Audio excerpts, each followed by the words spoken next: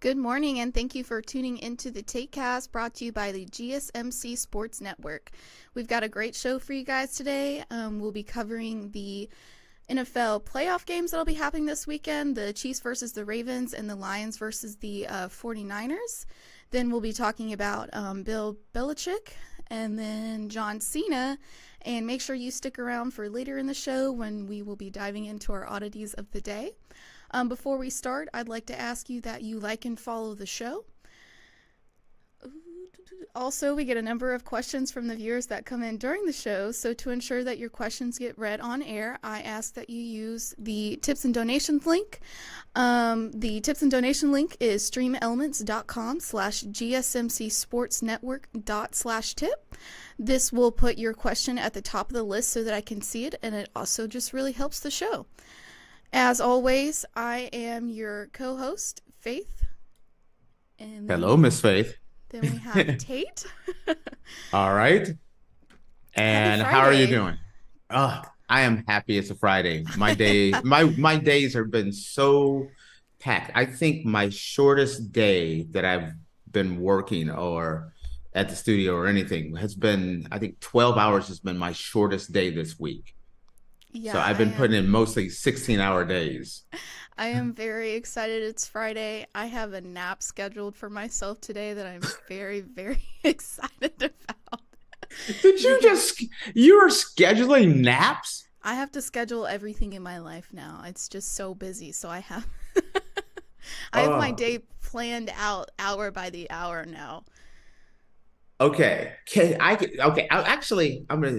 I was thrown for a loop by the fact that you scheduled naps. But then after I was thrown for a loop, then I got jealous. I'm the guy, I don't sleep.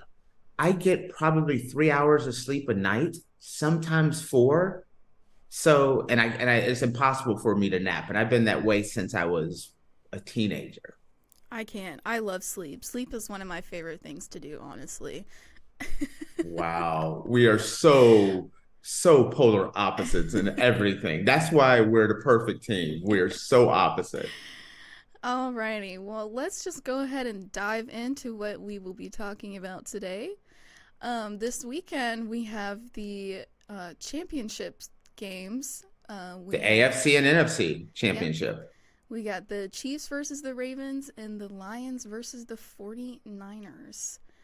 Um, I guess let's start off with the Chiefs and the Ravens. All Apparently, right. Patrick Mahomes and Lamar Jackson will be making even more history on Sunday. Um, Lamar Jackson, it hasn't been decided yet, but it is more than likely that he will be getting the MVP this year. So, That's a done deal. yeah. Not decided. It is already locked in stone. So, Patrick Mahomes, who already has two MVPs, Lamar Jackson will have two MVPs as well. So, they will be playing against each other with two MVPs. Yes. I mean, it's in my opinion, this is my opinion.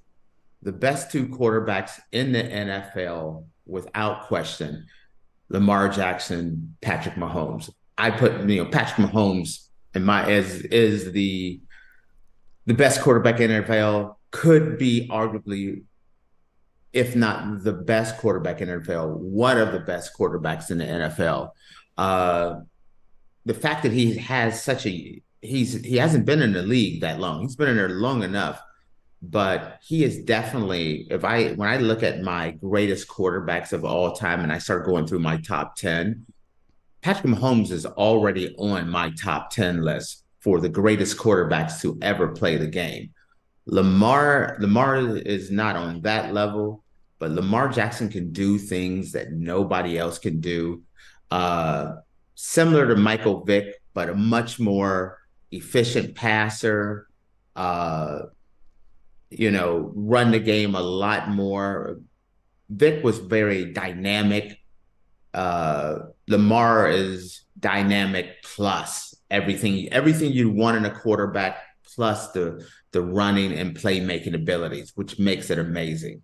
So what else are you going to add before I dive in there a little bit more? Yeah, I definitely agree that Patrick Mahomes is one of the best NFL quarterbacks ever. I mean, he has been with the Chiefs for 6 seasons now, right? 6 or 7, something like Yeah. that. Yes. Um, and they've gone to the AFC Championship 6 times since Patrick Mahomes has been there. So, Oh, here's a crazy stat, and this one I'm almost positive this is correct. Patrick Mahomes in 7 years, I think he has 14 playoff wins or something around there. The Cardinals, who have been a team in the NFL for 107 years, have exactly the same amount of playoff wins. One is a team who's been around for 107 years, and the other one is a quarterback who's only been in the league for 7 years. That is nuts that he has already equaled the Cardinals' entire playoff history. That's how great Patrick Mahomes is. yeah, and he has 2 Super Bowl rings as well. And the Cardinals have zero. I was about to say it, and I'm like, well, make sure. Like, yeah, they have zero Super Bowl rings. So, um, with this game, I keep going back and forth, and I'm like, who's going to win this game for me? You can just, it's Patrick Mahomes, it's Kansas City Chief, it's it's Kelsey, it's Andy Reid, and I see that defense, and I'm like, you cannot count them out. This is a slug match here. This is two Titans playing against each other. Uh, but when I look at uh, the Ravens, I look at a team. I feel like it's their year. It's their team. They're the team of destiny. Lamar, his best year passing. He's doing things that no one else could do. Coming off of a crazy offseason where he had a really public battle for getting his contract, which, as I mentioned before, they had put him up. So the fact that anyone could actually make an offer and get him, and the fact that he ended up staying with the Ravens, he ended up not only going back to the Ravens, winning winning at an incredible clip, winning the MVP, and he's now one game from the Super Bowl is just amazing. Um, I look at it and so you start matching things up, and I start going down the line. Coaching, Andy Reid, Harbaugh. I give that a push. I think they have both amazing coaches. Defense. I love the Kansas City defense.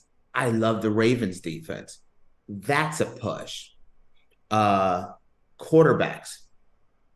No one's done it better this year than Lamar. It's Patrick Mahomes. That's a push. I think these two teams match up so well. Maybe one of the best matchups in playoff history, in my opinion, as far as closely matched up. And so I'm taking the Ravens to win this strictly on the fact that the Ravens are home. Uh, the problems that Kansas City, which has seemed to rectify it once the playoffs got here, where Kansas City has had this problems where the receivers are dropping passes and things of that nature. Uh, and the fact that Baltimore is at home, I am leaning that way. It's going to be interesting. Would I be shocked if the horn sounds and Kansas City has won and the Kelsey boys are doing snow angels out in the confetti on the confetti and on the field drinking beers? It would not shock me if Kansas City won, but I am leaning toward the Ravens. What about you?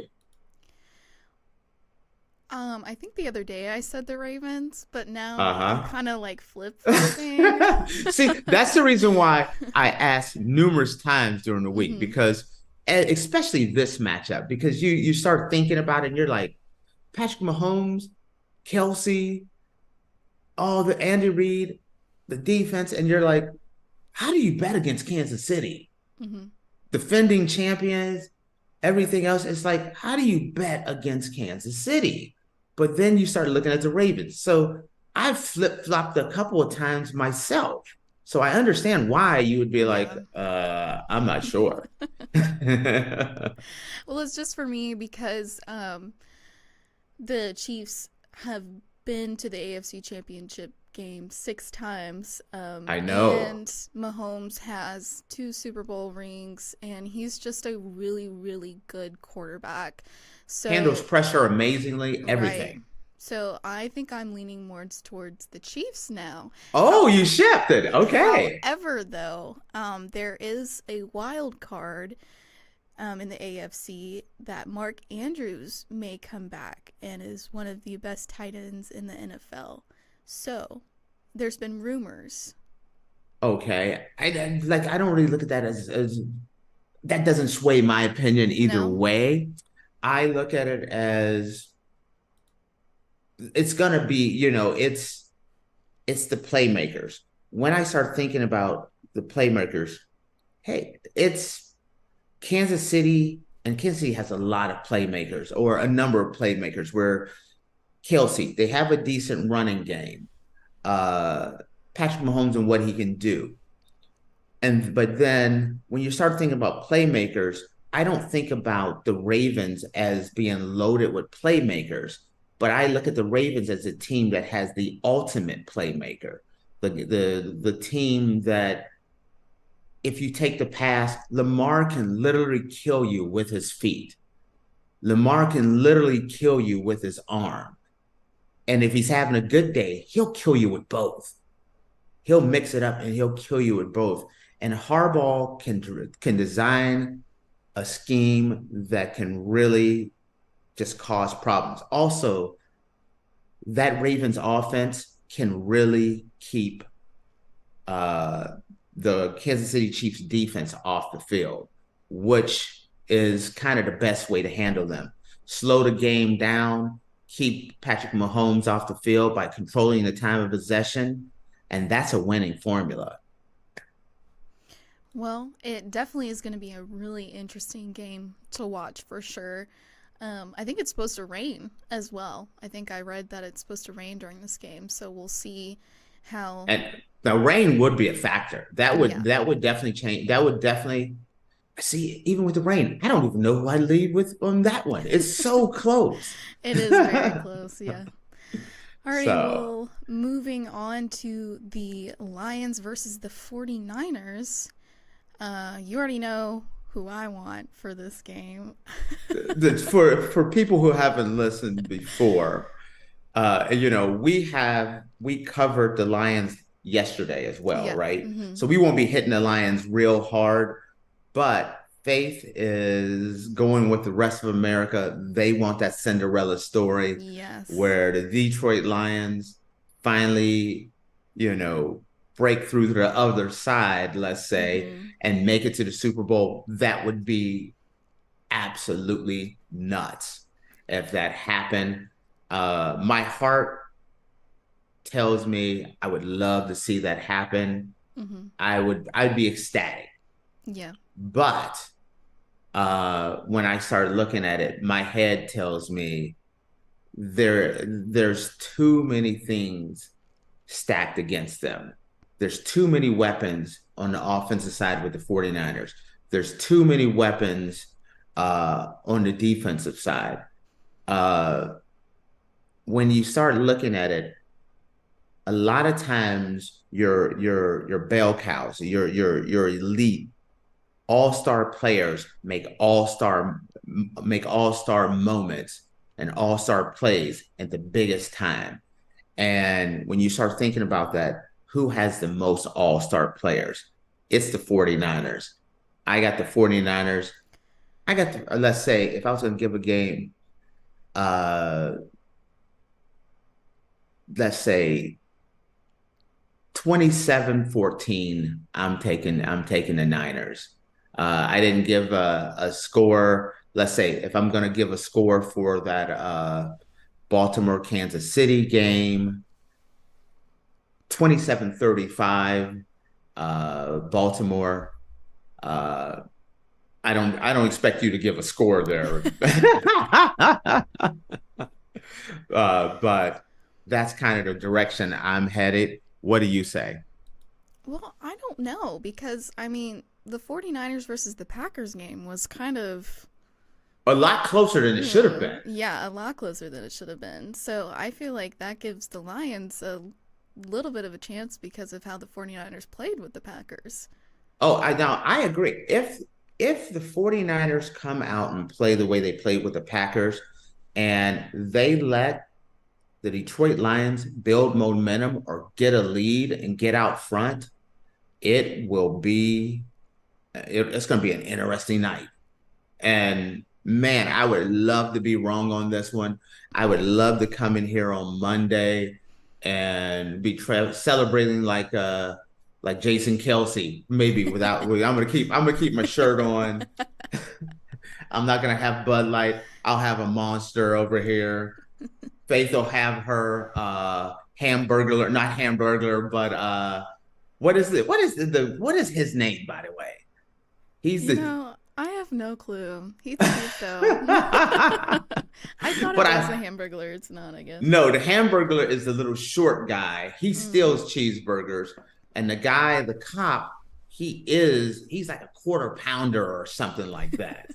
But I don't know what his name is. So if anyone knows, you can put it in the comments because I have no clue what that guy's name is.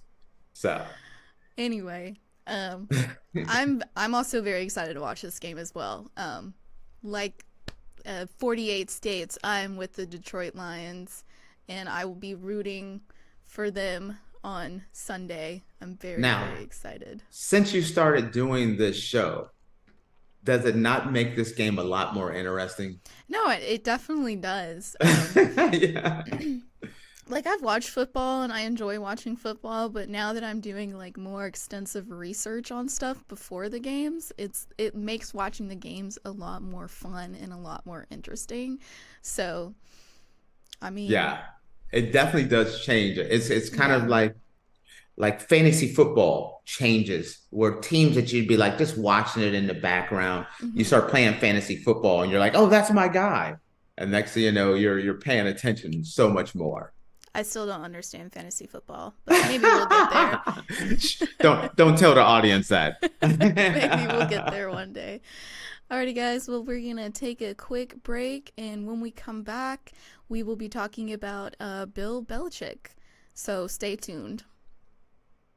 In the world blind, please, Lord, give me a sign, a sign. I feel like I'm losing my mind. Is everybody in the world blind? Please, Lord, give me a sign, a sign. I wanna be the greatest. Everybody on the fake shit. I look around and feel like everybody is the fakest. I make this every day and I'm impatient, hoping one day I blow up from the basement. Statement, the top is so vacant. I don't hear shit that I think is amazing. Waiting for my day when I'm playing sold out shows for 1,000 faces. Hey, give me that crown, get in my way and to be put down. It ain't your place, all this my town. If I want that shit, then I'll get it right now. I'm losing it, the noose it fits. I'm losing shit, a stupid myth. You choose to live or choose to dip. You choose to fight or lose your grip and lose a gift. I feel like I'm losing my mind. Is everybody in the world blind? Please, Lord, give me a sign, a sign. I feel like I'm losing my mind. Is everybody in the world blind? Alrighty, guys, welcome back. Earlier, we were covering the Chiefs and the 49ers and the... Nope, sorry. Wrong. Chiefs and the Ravens and Lions and the 49ers. I'm like, wait a minute, you got a time machine? You already know what the Super Bowl is? No, See, I was hope actually I thinking... didn't. Go ahead, what are you going to say? No, and I hope I didn't just jinx. Yeah, Jinx I think you just took... there. What's true in your true heart is that Chiefs and 49ers Super Bowl is what you're thinking. No. I was thinking as I was watching you in between the break, I was a little envious because the break music, I actually like that song that's playing. Bumping. And I'm noticing over years like bobbing your head, but on my side, I can't hear it. So I see you bobbing your head, and I know what song you're bobbing your head to. And I was like, I need to hear this too. Alrighty, guys. Well, we're going to dive into our second segment. But before we do that, I just want to remind you that if you like the show and you want to send us a comment, you can do that at streamelements.com/gsmcsportsnetwork./tip. These tips and donations really help us out, and it just also helps us see your comment. But anyway, let's go ahead and dive into the second segment. Bill Belichick, and whether or not he will be coaching at all in 2024. I've said this. All right, I'm gonna let you go. I'm gonna let you keep on going here. I want to hear all of it right now. Most teams, including the New England Patriots, probably would sign on for hiring Bill Belichick for head coach. A week ago, Belichick appeared destined to land with the Falcons, but his move to Atlanta was reportedly had lost momentum, and the Falcons had scheduled interviews with other high-profile candidates. Which the Falcons have hired a coach already. They just hired Raheem Morris for their head coaching position. So the question is, will Belichick even coach at all in 2024?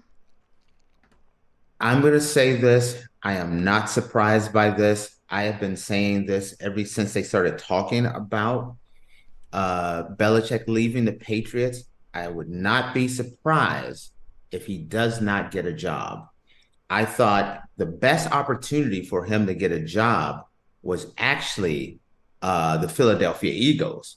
And when he talked about no interest in going and working in the Philadelphia market, I'm like, bad decision. I don't think they're going to, I don't think there's going to be any offers for him at all.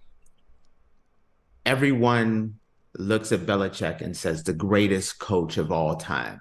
And if you gave me my rankings for the greatest coaches of all time, you can't throw away the record book. The record book states he's the greatest coach of all time. He's not my greatest coach of all time. And if I was just ranking on purely on skill, on record and what he's accomplished, he's number one. But I remember, I'm a little older, I remember when he was with the Browns and losing season after losing season. He did not do well in Cleveland. He got let go. Then you look at him since Tom Brady has left, an outright disaster. Some of the decisions that he has made as a coach and general manager, the biggest, most glaring one of all is, and this has been kind of slipped out with Robert Kraft, and one of the things that they say really killed his ending in New England. He was convincing them that Brady was done. Brady was washed. We need to get rid of Brady. We wanted to get rid of Brady. He wanted to get rid of Brady for Jimmy G. Bad decision. Said, we're done. He wanted him gone, and he brought in Cam Newton. Then he got rid of Cam Newton, brought in Mac Jones. Mac Jones started out great. Hey, he made the Pro Bowl. Oh, I know what I'm going to do. We lost our offensive coordinator. I have a rookie quarterback that's just getting accustomed to the NFL. I know what I'll do. I'll make a defensive coordinator an offensive coordinator. One of the worst decisions any coach could make. The NFL is an offensive league, and you want a head of an organization to be an offensive mastermind. And what you're going to do is promote a defensive coordinator and make him the offensive coordinator. And then you look at their record this year, they were a dumpster fire. You look at what he's done before Brady, you look at how he's ran the organization and what he has done after Brady, abject failure. Can he put together a defense? Absolutely. But some of his decisions have not been great. I have not been. I don't look at him as a great candidate. Then you mix in the fact that if you're the Atlanta Falcons or you're the Carolina Panthers and you're trying to rebuild your organization and you're looking for a coach to pair up your quarterback that you're going to draft this year or your young franchise quarterback that you want to bring in, and you want to pair them together for the next decade, a 70-something-year-old Bill Belichick is not the guy. Then you say, if you're going to go young, if there's going to be a youth movement, do you look at Bill Belichick and says, that's a guy that gets millennials? That's the man I want to pair up with the millennials. Absolutely not. If you're thinking long term, no way. That's why if you'd have told me the Cowboys got rid of their coach or Philadelphia got rid of their coach, those two teams are in win now mode. Next season, 2024, 2025 season, then absolutely. Bill Belichick, you already have all the offensive pieces in place. You need someone just to right the ship. I think he's perfect for those two jobs. The other jobs, no way. Now, here's a crazy concept that has been sneaking out there a little bit, and I've been hearing a little bit of rumblings of this. What happens at the end of this season if Andy Reid retires? Now, if Andy Reid retires, and I'm not the only person that has been, I've been hearing this and seeing it on numerous stations, numerous articles. There is some speculation that Andy Reid is looking at possibly, especially if he wins a Super Bowl, hanging it up. If Andy Reid retired, and if you were Kansas City and you were saying like, hey, we're in a win now mode, maybe I would take a look at Bill Belichick. But then again, I would still I would promote from within and keep the culture that's going on. So personally, I wouldn't hire, even if Andy Reid retired, I promote one of the coordinators before I promoted him. But there is some talk that maybe they would look at a Bill Belichick. Just kind of throwing that out there a little bit. Well, a big part of the reason why Belichick did not get the Atlanta Falcons job is because the Falcons were fearful of giving too much power to Belichick, who could blow out coaching and front office staffs and remake them as he sees fit. So I think the Falcons were afraid that he was just going to run them into the ground, and that is part of the main reason why Belichick did not get that job. Belichick, if he went to Atlanta, I think Belichick would want total control. And I don't know, but I could see Atlanta being very comfortable with their back office people, their front office people. And Belichick would definitely want to bring in, I think he would want to bring in a complete new team, a complete new staff. And that's a very uncomfortable thing. A team like Atlanta, a team like Carolina, I think could be possible. I mean, maybe they need it. Carolina definitely needs an overhaul. And I would be pro that. Another organization that has a position available, the Seahawks. But the Seahawks, who had Pete Carroll, their whole thing was they got rid of Pete Carroll because they want to go younger. Why would you go with a guy that's just as old as Pete Carroll? So the Seahawks is absolutely out.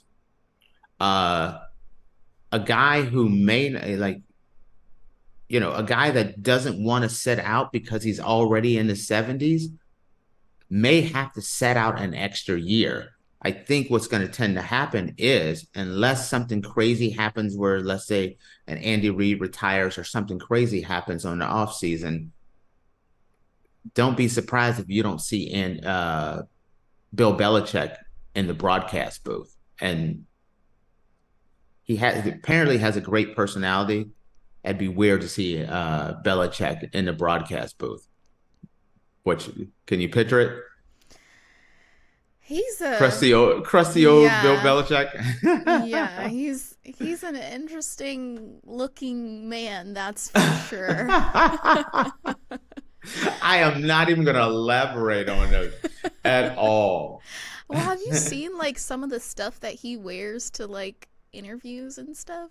He doesn't dress Well, very nice or anything like that. listen, he is not going to get that GQ sponsorship deal. I No. admit that. He is not. He's not going to be. He's not going to get a GQ or Armani sponsorship deal. No. But I was watching a thing. I think it was like NFL Network or some show, and they were talking about there was a video, like a Ring doorbell video of Bill Belichick walking around his yard with his shirt off. And I guess he's a pretty jacked guy. I guess he's still in pretty good shape or something. I don't know. But I don't see a lot of the ladies in the neighborhood like, oh my God, Bill's running around in the front yard again with his shirt off. Just saying, I don't see that happening, but I am not shocked that he may end up without a job. To see a situation where Pete Carroll wants to coach and he's going to end up most likely without a job. Bill Belichick wants to coach and he may not end up with a job. That just doesn't seem like that would be possible, but it is what it is. Well, there still is some time for Belichick to get a job, but it seems like it's coming down to crunch time. So I guess we'll see. The teams that have job openings haven't even interviewed him or even reached out to him. Mm-hmm. So I guess we'll see if Tate says crusty Belichick gets a job or not. Wow, I do not want my name attached to Crusty Belichick. He Crusty, said, and Crusty I quote. checks. All right, guys. That's the new cereal, Crusty Checks. Crusty checks. Gosh. Alrighty, guys. Well, we're gonna take a quick break, and when we come back, we'll dive into John Cena and him retiring from the WWE. Can't see me.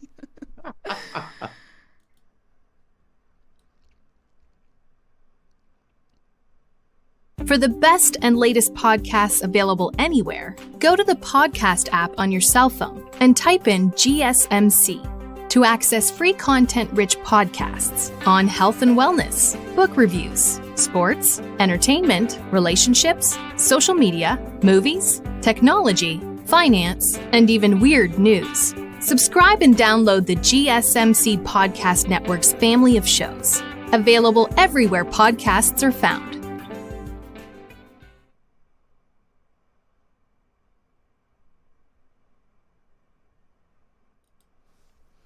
Alrighty, guys, welcome back. Earlier, we were talking about Bill Belichick and whether or not he will be coaching in 2024. And now we are going to be discussing John Cena and him saying that his retirement is coming soon. Okay.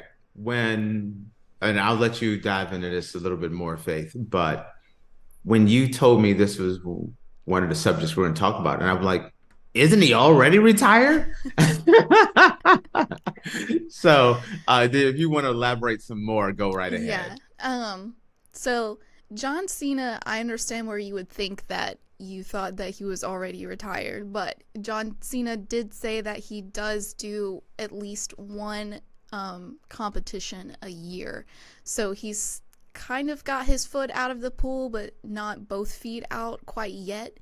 But John Cena says he is ready to say goodbye to wrestling for good and is teasing that the time will be before he hits the age of 50. And Cena is currently 46. He said, quote, "That's not a maybe. That time is going to come and it's going to come soon." John Cena made his WWE appearance in 2002, and so he's been in it for 22 years now. Okay. I'm calling shenanigans on all of it. Absolute flat out shenanigans. And here is the reason why. Wrestlers don't retire.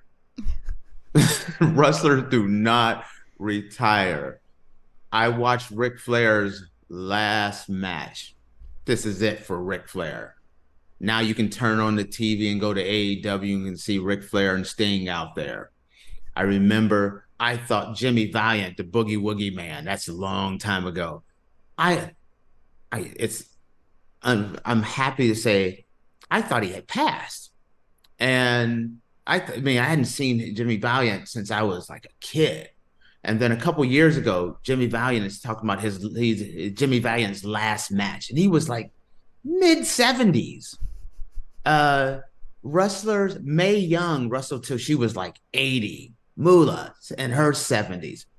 Wrestlers keep disappearing and coming back, disappearing and coming back. He says he's 46. I mean, he's 46. He's going to retire. But then there'll be a Royal Rumble match in 2035, and everyone will be like, you can't see him. It's old, crusty old John Cena. Crusty again. It's going to come out. He's going to be all fat and bloated. He's going to have to crawl through the ropes because there's always going to be the nostalgia effect of everyone loves to see their old heroes come back. So in some way, somehow, a wrestler really does come back. I watched Edge have his last match in the WWE, and I see him now in AEW. Tully Blanchard, Blanchard was gone years ago. He's in AEW. R-Truth gone, comes back. Wrestlers come, they say they're done, they're gonna retire. The Rock has been done. Now he's going to be wrestling most likely in WrestleMania. The celebrity factor and bringing back the nostalgic fighter, the nostalgic star is just too good to pass up. It's going to be, you're going to see, mark my word, it's going to be 65-year-old John Cena, and he's going to be in the ring with his walker saying you can't see him. And it's like, you can't see his ARP card. That's what you can't see. But he's going to be there. Sorry. Oh, gosh, that was so funny. Sorry, Faith.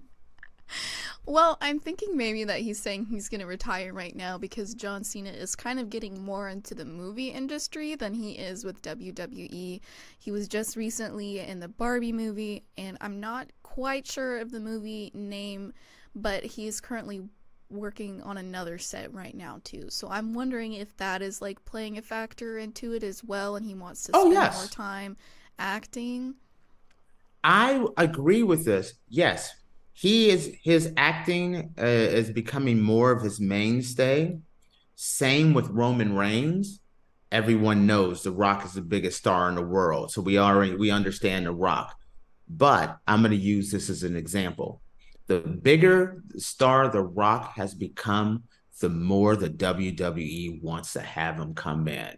Now, The Rock, the biggest name in one of the, if not one of the biggest names in movies, one of the biggest names in wrestling. What was the big announcement? Rock is now on the board of TKO. They gave him his name back. They're planning, they're working on trying to get him to fight for the head of the table at WrestleMania. This proves my point even more. The stronger, the better actor that John Cena becomes, the more they're going to want him to come back. If John Cena is the leading man and the biggest star in the world and it's 2035 and they're like, ooh, we could have John Cena come out and manage so-and-so at WrestleMania and have him come in and drop an elbow on somebody. He's going to be involved at some way, somehow, at some point. Same with Roman Reigns. So. Well, I'm also a little curious if because a couple days ago we talked about how WWE Raw will be moving to Netflix next year. I'm curious if this is also playing a part into why John Cena says he's retiring as well. No, I don't think that would have anything to do with it. This would be the opposite.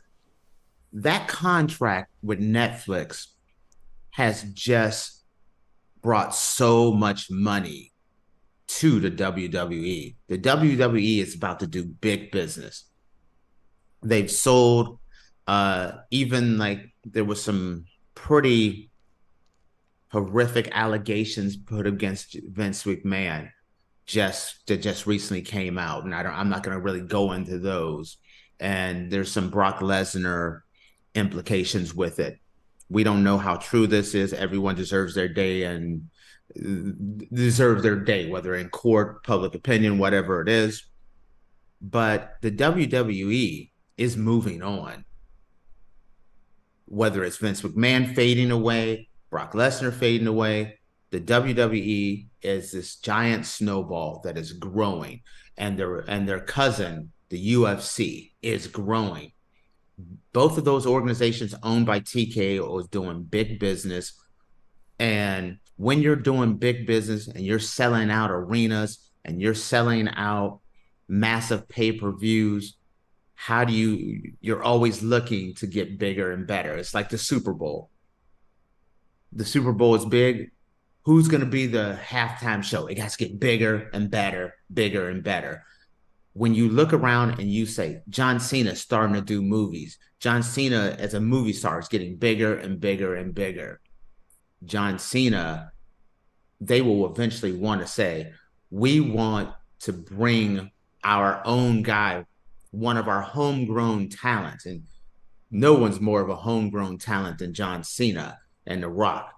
Bring him in. So don't be surprised if you don't see a John Cena one day on the board, just like The Rock, making decisions, being a part of it, because those are homegrown talents that they want to keep in the family, and they always have. That is true. And I'm pretty sure this interview came out the same time that Netflix announced that they would be partnering with WWE Raw. So now I wonder if John Cena is going to take back what he said about retiring, since he would make a lot more money with WWE now because Netflix is taking it over. Now I mean, as far as I'm concerned, and I think most wrestling fans, he is retired now and has been retired, but retired stars always come back for that one offer.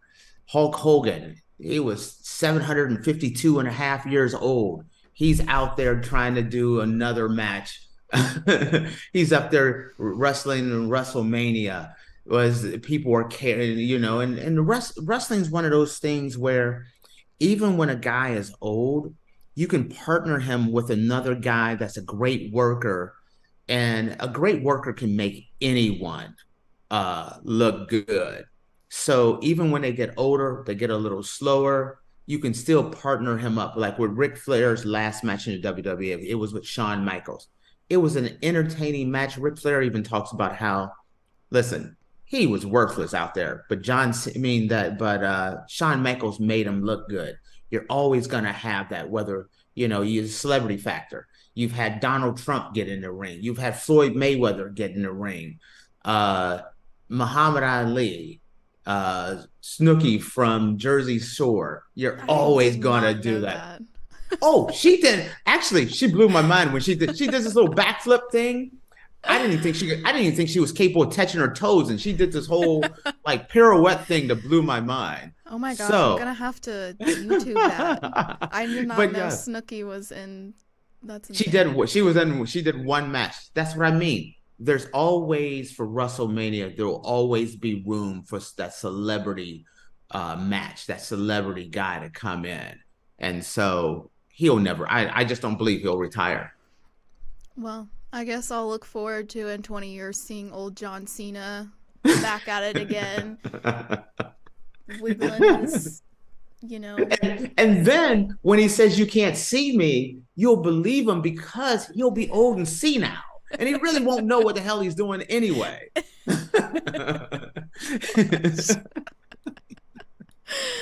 Woo! Alrighty. Well, guys, with that, we are going to take a quick little break, and when we come back, of course, we will be diving into our oddities of the day.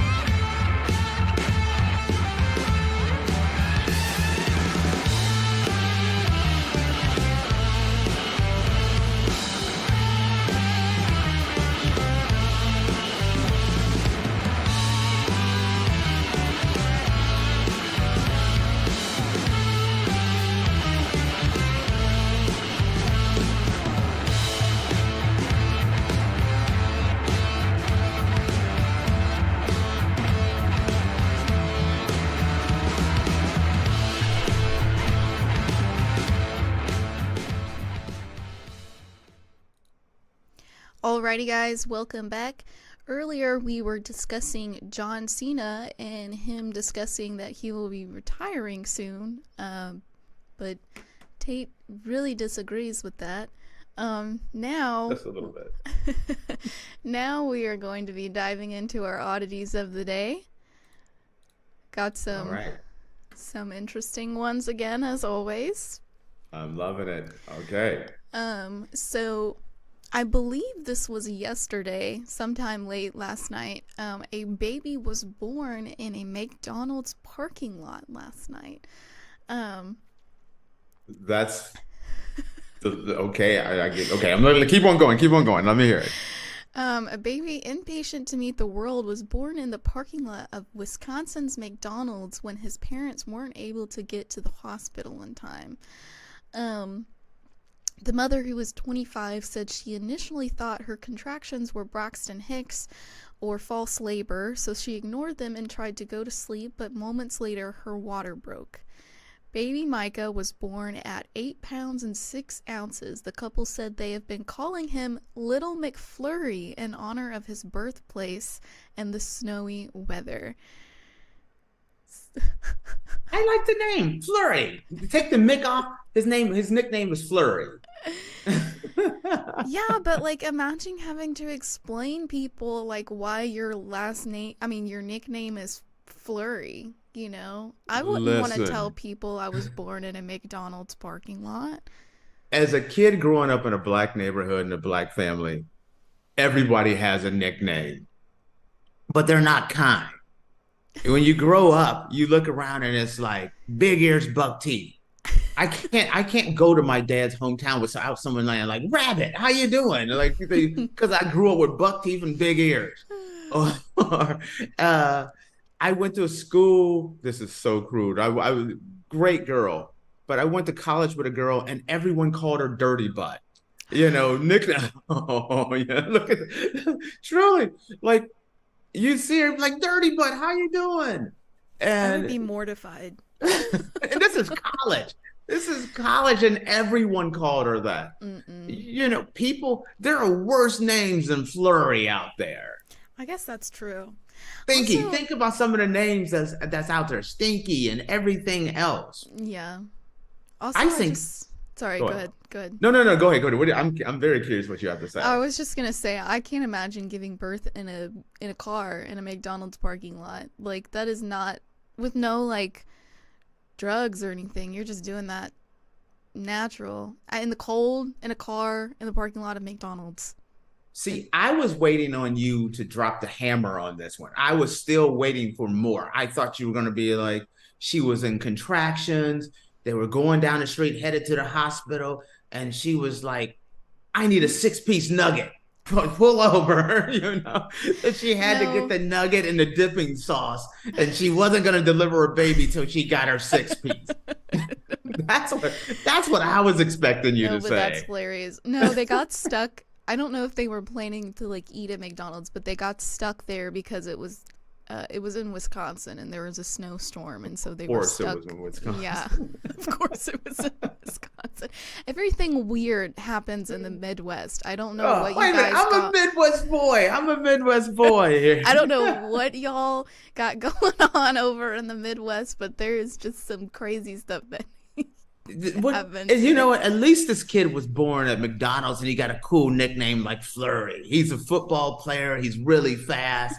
And it's like, oh, there's Flurry down the sidelines. Mm-hmm. But let's say you were born at Buc-ee's, which is a play. You don't want to be born at Buc-ee's. I think people would find it more cool that you were born at Buc-ee's. You ever been to a Buc-ee's? No. I am like the only person. Like, I didn't learn about Buc-ee's until recently. Yeah, I have one that's about, I think it's like an hour and a half away from me. And I went one time coming back from visiting my parents. It is insane. It is insane. What's insane about it? It's imagine Walmart if Walmart was a gas station. That's including the fights and everything else? Or is that... No, it's a little more classy than Walmart, but like it's huge. It's humongous. They have like, I think they said like 100 gas pumps. Apparently the bathrooms are like a big thing there. I did not go to the bathroom when I went to Buc-ee's just because I went to Buc-ee's on Labor Day weekend and it was absolutely insane. I'm claustrophobic and there were so many people there and I was getting so overstimulated with the amount of people that were there running around, pushing into me. Wait.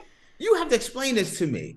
I thought Buc-ee's is like a gas station. Why is people hanging out at Buc-ee's? It is okay, so it is a gas station, but they have like they sell. Hey Ma, let's go to the Buc-ee's. That's what people do. They sell.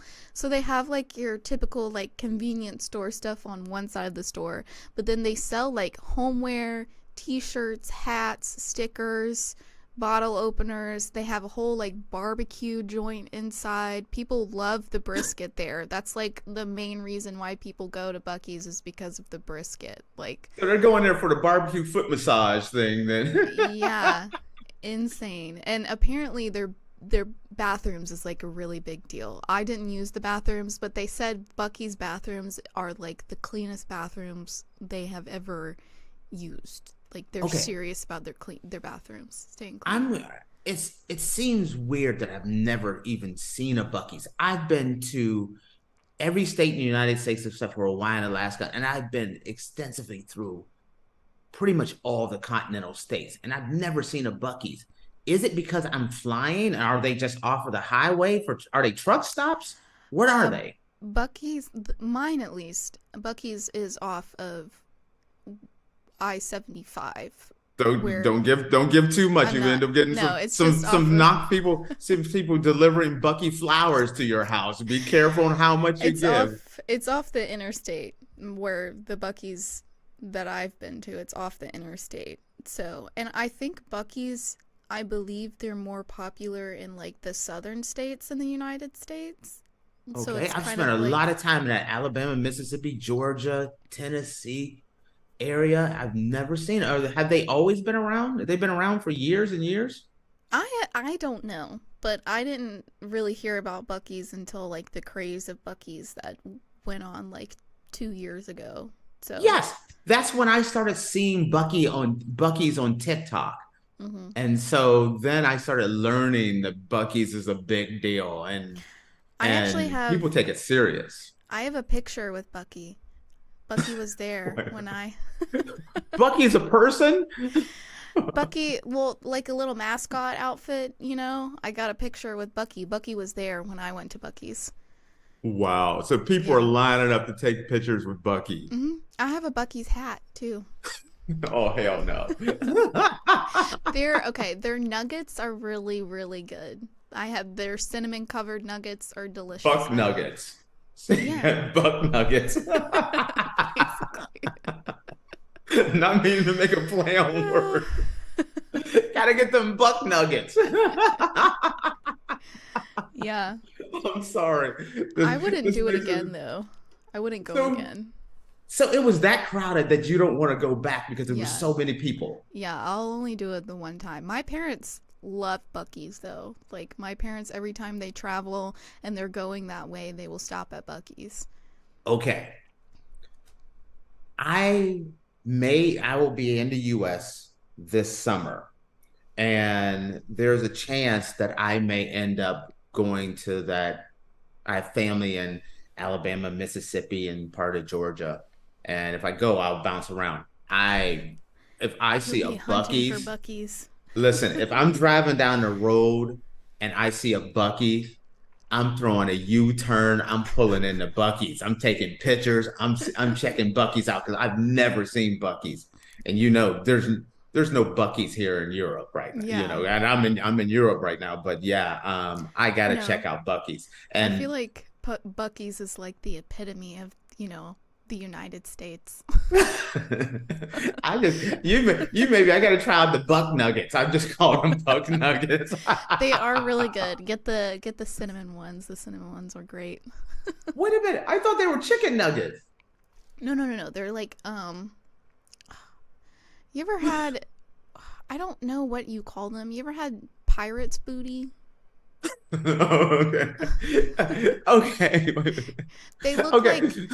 They look like packing peanuts, but they're not packing peanuts. Yes, I do know. Yeah. I've seen the pirate booties. I've never had it. I thought it was popcorn, but the pirate booty is more like Cheeto Puffs, right? Kind of, yeah, a little bit. Okay. So no, I've never had pirate booty. This could go so wrong so fast. Oh my God. Anyway. All right. This all started because a lady wanted a 6-piece nugget with some extra dipping sauce and had her baby in the parking lot. Yeah, crazy. You see, I just changed the whole story. Okay. We got one more story. Sorry, I'm like laughing my butt off over here. No, you're good. Apparently, there are cussing parrots at a British zoo.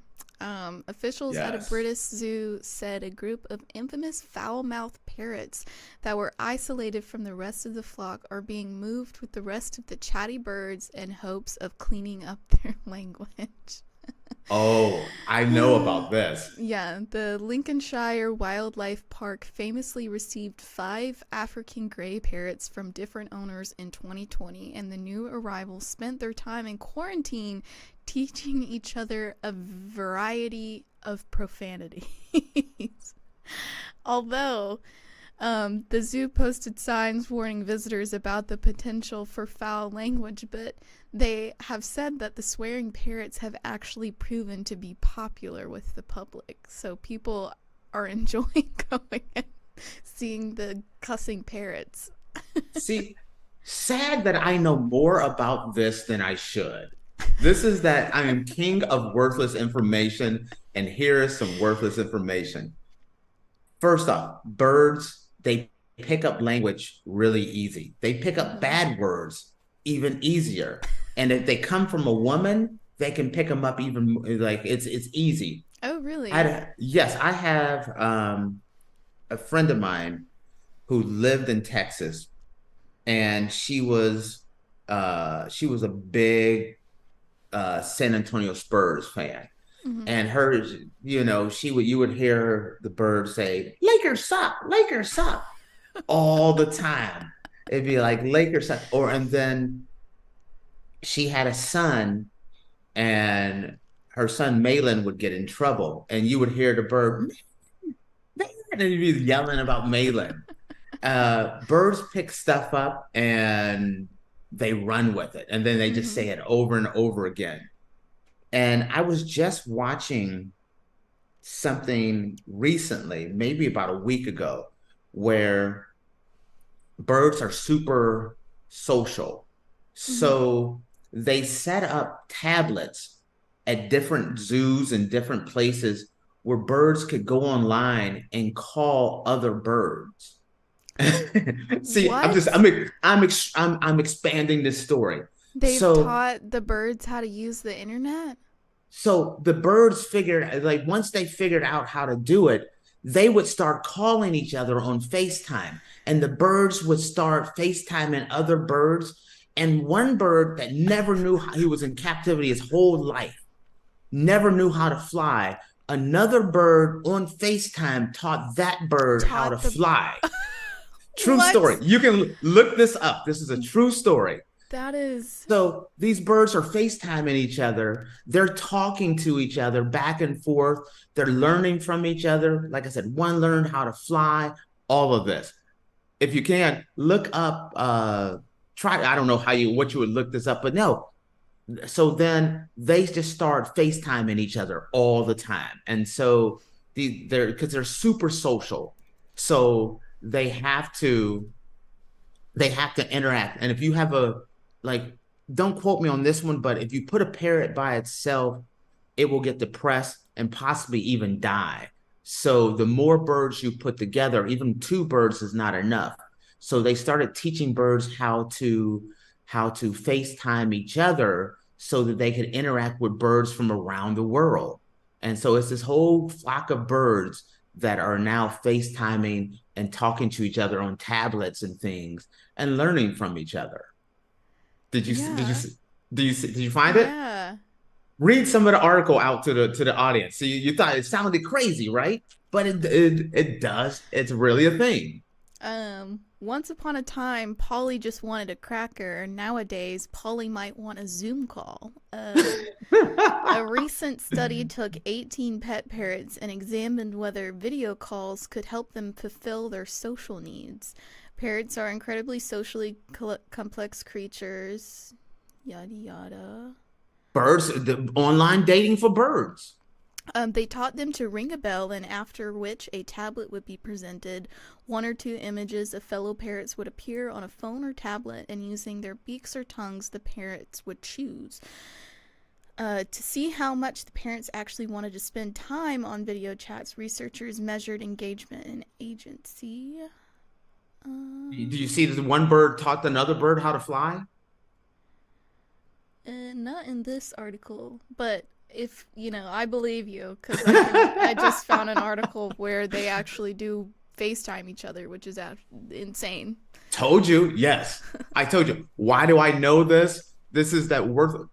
When you live in a world where I don't sleep at all, so I'm up at 2 o'clock, 3 o'clock, 4 o'clock, 5 o'clock in the morning. What else are you going to look at when you get to the end of the internet? But FaceTiming birds. That's also I believe they have taught a specific ape, I don't know if it's a gorilla or not, how to play video games to get rewards to Oh yes. to help their cognitive thinking and stuff. Yes. I watched They a do video, sign language as well. I watched a video of one of them playing Minecraft. Here's the sad thing about it is, if I played Minecraft with that gorilla, he would whoop my butt because I cannot play. I can't. I used to play video games and I was amazing on PlayStation. Mm-hmm. And then my wife bought me an Xbox and I never picked up Xbox. I was like, nah, I'm done with it. Yeah, it's hard to go between the two because I like playing video games, but I have a little Switch that I play my games on, and the buttons are different, laid out differently than a PlayStation. So X on a PlayStation is B, and you'll be using but it's confusing. Yeah, you're just wired differently. It's hard to transfer those skills between different controllers. Now, see, this all started. What was the original story? I got you. We went all sidetracked on this because I told you about birds that are FaceTiming each other and learning to fly and talk and everything. The parrots swearing in the zoo. Yeah. Now think about this. You put the cussing parrots with those guys. It's on. It is on. Oh gosh. Alrighty, guys. Well, that is gonna conclude our show. Thank you so much for tuning into the Tatecast, brought to you presented by GSMC Sports Network.